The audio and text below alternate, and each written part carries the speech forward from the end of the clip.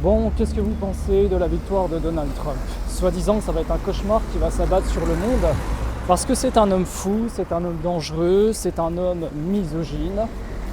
Enfin, on n'entend que ça aux médias, hein. Même dans mon entourage, au bureau, souvent il se fie par exemple aux images qu'il voit au JT, au quotidien, qui imitent des gestes un peu spéciaux, que c'est dangereux d'élire un homme comme ça, que les Américains n'ont rien compris, etc. Ouais, mais les Américains, là, ils ont fait leur choix. S'ils ont estimé que c'est un homme qui doit revenir au pouvoir, c'est qu'il a prouvé de 2016 à 2020 qu'il avait de bons arguments. Enfin, je sais pas, moi, entre 2016 et 2020, il a quand même apporté de la paix. Je n'ai pas vu de guerre sous Trump. Et aussitôt que ça a été Biden, ça a remis de l'huile sur le feu. Enfin bref, soi-disant que c'est Trump qui pourra apporter la troisième guerre mondiale. Moi je suis quand même curieux de voir comment il va arrêter la guerre entre la Russie et l'Ukraine, soi-disant qu'il va y mettre fin très rapidement. Alors c'est vrai que les autres États, ils ont tendance à déverser des milliards et des milliards pour aider l'Ukraine. On a Bruno Le Maire qui nous a dit qu'il allait mettre l'économie russe à genoux. En attendant, moi c'est pas les Russes que je vois à genoux, c'est plutôt la France et l'Europe qui est dans une très mauvaise situation. Non, Bruno Le Maire, en fait, là il s'est cassé en Suisse. Il forme des étudiants et d'ailleurs ces étudiants se plaignent de lui, se disant que ses cours ne sont pas au top.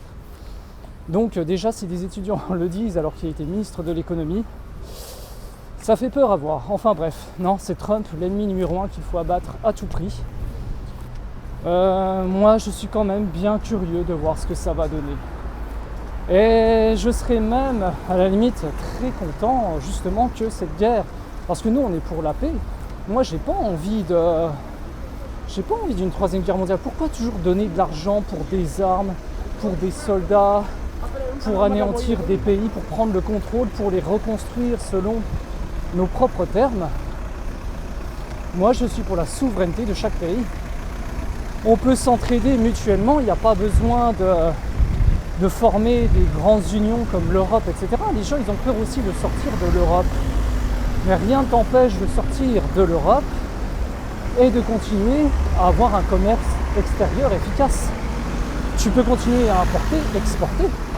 Parce que là, en étant tributaire de l'Europe, tu dépends de lois qui priment sur le droit national. C'est-à-dire que si la France a envie de faire des choses pour elle, mais qu'elle ne peut pas, eh bien c'est à cause tout simplement de l'Europe. Ça on nous l'a appris tu vois, dans les cours de commerce international. C'est le droit européen qui prime sur le droit national. Et ça, il n'y a pas beaucoup de gens qui le savent malheureusement, hein. C'est-à-dire qu'ils votent toujours pour les mêmes personnes. Ces mêmes personnes nous maintiennent dans un espèce de carcan qui nous empoisonne depuis des décennies maintenant. Et ils votent pour celui qui présente la plus belle gueule, celui qui parle le mieux. Mais on n'analyse pas les faits. On n'analyse pas les données statistiques. On ne regarde pas les taux de chômage, les taux d'immigration, non. On vote juste pour une allure. Et c'est bien dommage. Et c'est pas que dans le monde de la politique que c'est comme ça, de l'économie, c'est aussi dans le monde des relations. On regarde en premier lieu le physique. L'humain a toujours fonctionné comme ça. On ne regarde pas vraiment le fond. Par contre, il ne faut pas faire l'erreur d'attendre, tu vois, Trump comme le chevalier blanc qui va sauver le monde. Parce que je sais qu'il y avait une période, c'était ça, hein. Il y a beaucoup de gens qui se laissaient un petit peu, entre guillemets, mourir parce qu'ils attendaient vraiment leur sauveur universel qui allait tout changer, toutes les règles.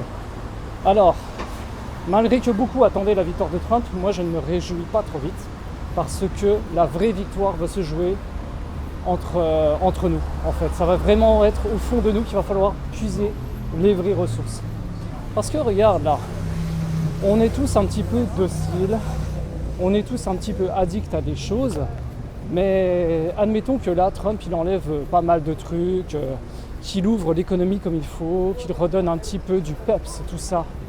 Mais si les gens continuent à suivre leur habitude toxique, ça ne changera rien. Et je pense que le véritable ennemi se trouve là. Il ne se trouve pas vraiment à la tête d'un pays, il se trouve au fond de chacun d'entre nous. C'est-à-dire que tu pourras donner les meilleurs outils que tu veux au monde, au peuple, s'il ne les utilise pas, s'il continue à utiliser des choses pourries, eh bien son avenir sera tout aussi pourri.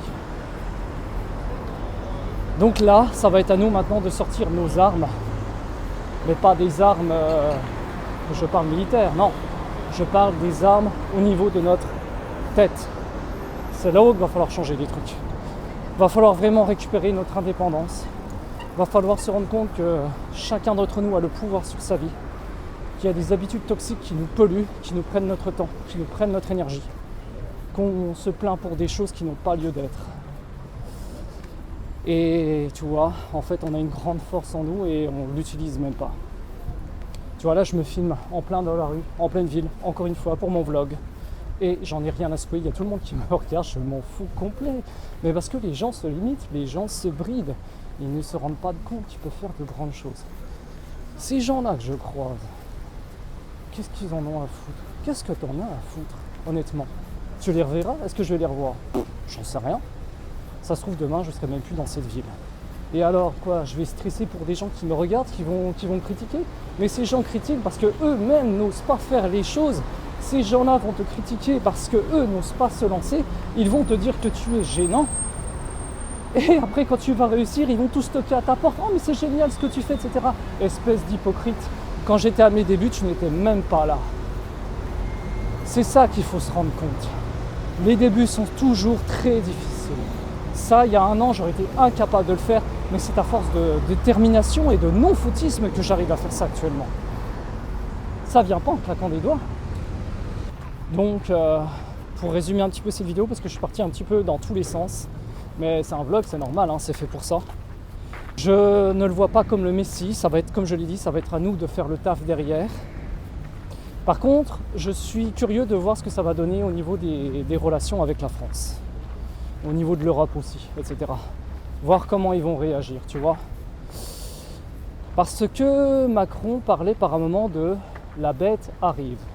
Alors, est-ce que c'est lui la bête? Je n'en sais rien. Tu regarderas, c'est une interview brute qui date d'il y a 3-4 ans. Et il a dit qu'il fallait se préparer à cela. Est-ce que c'est ça? Suspense, nous verrons bien. En attendant, prends bien soin de toi. Sache que le pouvoir, il est en toi, il n'est pas en Trump, il n'est pas en Macron, il n'est pas en ce que tu veux. Même Dieu ne pourra rien faire pour toi si toi-même, tu ne fais rien pour toi. Allez, ciao.